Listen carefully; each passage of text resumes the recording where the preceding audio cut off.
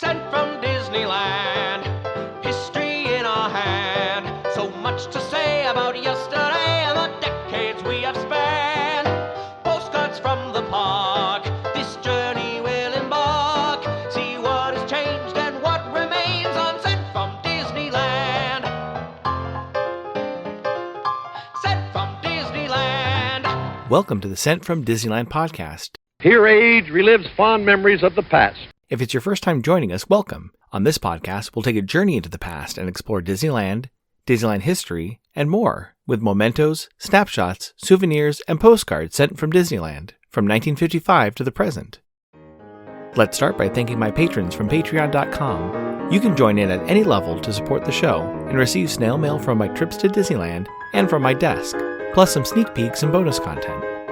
Special thanks to Random Olive, the first patron to this podcast, and to the rest of the e-ticket patrons, to Nia, Eric Daniels, Monica Seitz Vega, Scott Cagle, Russ Romano, Michael and Christina Cross, and Sheila Harry. C-ticket patrons Serious Inquiries Only, Debbie Weinstein, Jennifer Schneep, Angela Reynolds, Grace Coate, Patty Wolin, and Ben and Noel Bruning. B-ticket patron Joshua Bell, and to the A-ticket patrons Elise Sharp, Zealot Infinity, Alexis Robles, Angel DeBlock, and the Beyond the Railroad podcast. I am your host, your post-host Clocky, and today we have 2 postcards sent from Disneyland.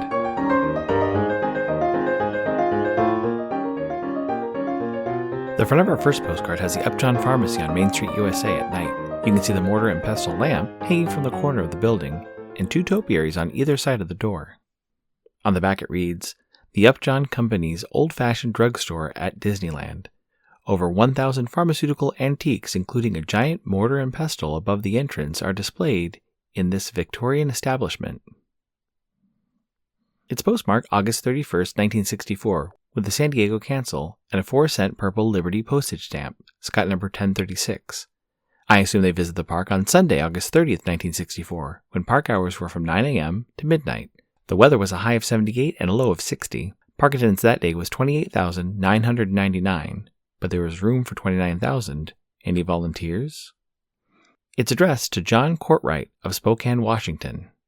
It reads, John, another card bought in Disneyland, but this is a different type, so I thought you would like it for collection. We'll keep writing interesting looking postcards if I find them. We'll drop letter if I can't. See ya, Tom. Since I'm currently traveling, I thought it would be fun for this week's episode to review some of the Disney-related items I received for the holidays.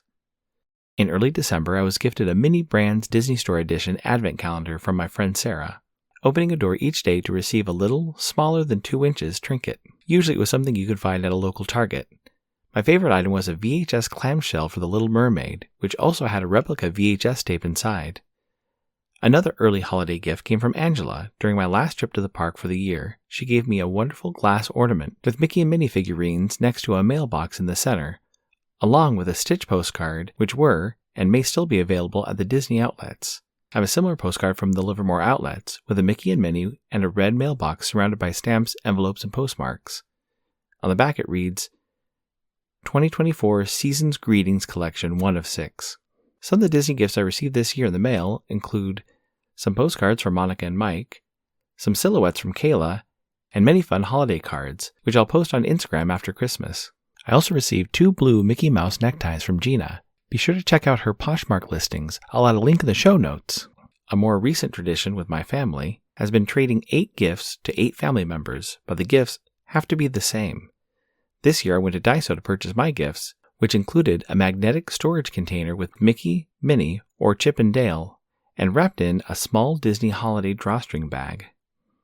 Not all the gifts were Disney related, but I did get a tiny bottle of hand sanitizer with Disney Parks on it, a Disney matching game, and an off-brand Lego-style mini Donald set. Just before Christmas, Angela came up to Northern California, and while we were out shopping for others, I ran across a vintage Donald Duck ringer shirt, which she snapped out of my hands and gave to me for Christmas, since there's always that rule of no buying yourself a gift between Thanksgiving and Christmas. Add some flair to your mail by checking out stamps at Enfield Post. You can explore different stamp options on our Etsy site, grab some great deals by following EP Sunday Sales on Instagram, or create something special and have her design a stamp array for your invitation or celebration. You can head over to enfieldpost.com and explore all the different vintage postage stamps you can use on your next card or letter. That's ENFIELDPOST on Instagram and enfieldpost.com for your wedding and vintage postage needs. Enfield Post is the official postage stamp sponsor of the Sent from Disneyland podcast. The front of our next postcard has the Mark Twain heading down the rivers of America at dusk. You can see Cascade Peak and the waterfalls on the right-hand side. On the back it reads, Mark Twain at dusk. Dusk comes to Frontierland as the Mark Twain steamboat makes its way past Cascade Mountain on a peaceful trip along the banks of the rivers of America. It's postmarked April 25, 1969, with an Anaheim Strike Back at Cancer, Give American Cancer Society Cancel, and a 3-cent purple Liberty postage stamp, Scott number 1035. I assume they visited the park on Thursday, April 29, 1969, when park hours were from 10 a.m. to 6 p.m. The weather was a high of 77 and a low of 43. It's addressed to John Courtwright of Spokane, Washington. It reads, Dear John, figured Disneyland would take one postcard, so here it is. Got here at 10 a.m. and could have used more time. Left at 6. Got some pamphlets that I will show you. Rode the monorail. Will tell you all about it. Going to downtown LA tomorrow. The city limit starts just 40 miles out of downtown. Jim. So both cards this episode went to a postcard collector. I love finding these types of postcard collections, and I'm happy to use them together for this episode. Just before Christmas, I had a gift exchange with friends and received a small Disneyland Enchanted Tiki Room mug and the Disneyland 60th Anniversary Coffee Table Picture Book by Tim O'Day and Kevin Kidney titled A Celebration of New Magic and Fond Memories, Disneyland Resort. This will be an interesting read as we prepare for the 70th anniversary. During this exchange, I also got a 9,000-piece Disneyland puzzle by Truffle Prime. Finally, on Christmas, I opened many fun Disney and Disneyland-related gifts. My Amazon Echo now has a Jack Skellington shell, so it matches my Disney-themed office. I'm always looking for more books to reference, and now I have The Images of America, Anaheim, 1940-2007, book by Stephen J. Faisal, 448 Things to Do at Disneyland Before You Die by Catherine F. Olin, and Disneyland Inside Story by Randy Bright. Each book is a little different from the next, and are great additions to my Disney library. Other media I acquired includes a VHS titled The Magic of Christmas at Disneyland from the early 1990s. It's in great shape, and it's in its original clamshell case. Some vinyl albums, including Guardians of the Galaxy Volume 2, The Muppet Show Official Album, The Nightmare Before Christmas soundtrack, and Disney, A Whole New Sound album. The last record dropped on October 4th of this year, so it's fresh off the press. I got a Mickey Mouse Tiki shirt, a Trader Sam's Rum Barrel 4th edition, and finally, I received a Disneyland Fun Map from 1968. It has a little wear and tear, but it's in great condition overall. And the best thing is knowing where it came from, and that I am the second owner of this map, which was purchased at the park in the late 60s. My incoming postcard is sponsored by the Art Throwdown. Art Throwdown, or ATD, is a craft hour on Instagram, starting at 9 p.m. Eastern or 6 Pacific.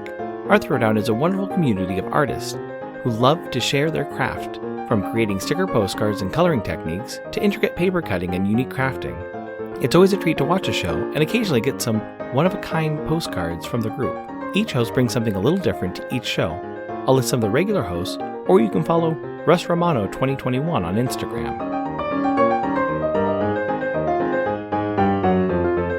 The front of my 2 incoming greeting cards are from this year's Disney greeting card set. One is of the multiple postage stamps with different images from the Jungle Cruise boat to a teacup filled with gifts, and the second card has Mickey and Minnie standing next to a mailbox with letters written to Santa below.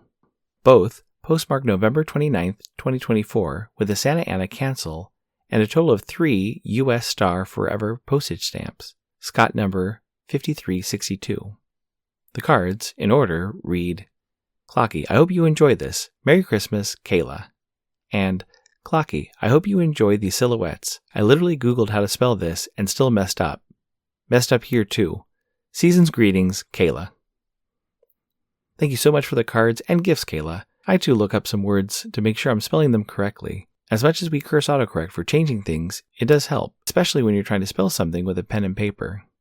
Thanks for all the wonderful silhouettes, from the fun Halloween pumpkin-themed Goofy and Pluto to the intricate designs of Maleficent as a dragon and the non-character designs of the sun from Tangled, and the silhouette artist's interpretation of a Disneyland mailbox.